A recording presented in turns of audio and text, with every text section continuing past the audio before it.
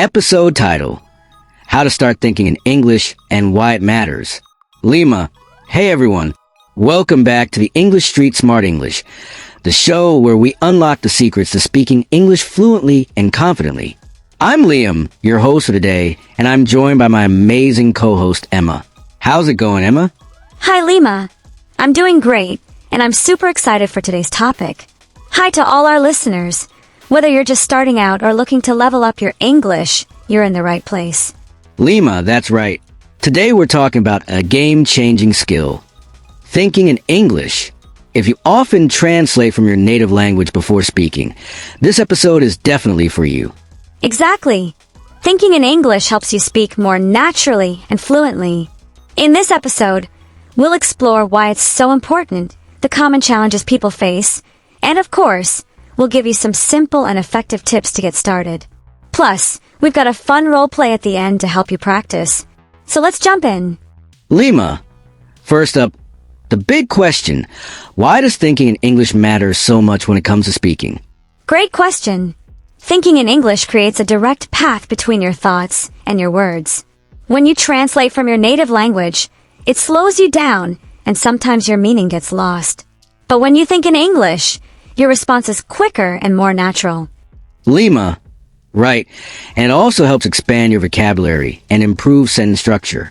It's like putting your brain in an English-speaking environment, even if you're not actually in one.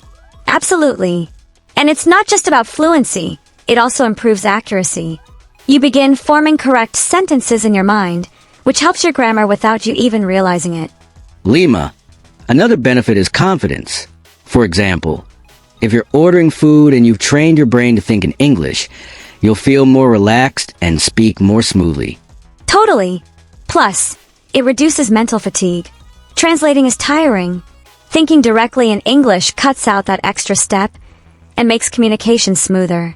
Lima, and the best part? Once you start thinking in English, you'll notice it becomes part of your daily life. You'll recognize words, phrases, and expressions more naturally in movies, songs, and conversations. Exactly. You don't need to be perfect. Just start with simple thoughts and build from there. Thinking in English is a skill you grow over time. Lima, now let's talk about the challenges. Julia, why do you think it's so tough for people to start thinking in English? The biggest reason is habit. People are used to thinking in their native language. It's what they've done their whole lives. Switching to English can feel unnatural at first. Lima, that's a great point. Another challenge is vocabulary. If you don't know enough English words, you might feel stuck or frustrated when trying to think in English.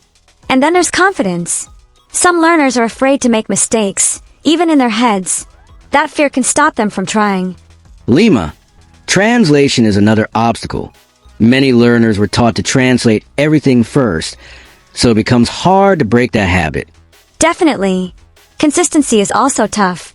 Even if someone starts thinking in English, it might feel awkward at first, and they go back to old habits. Lima asterisk asterisk, don't forget environment. If you're surrounded by your native language, it's harder to stay in English mode. True. And finally, there's overthinking. Some people want every sentence to be perfect, but that just adds pressure.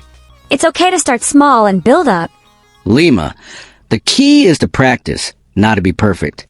Let's now move into the exciting part: how to actually start thinking in English.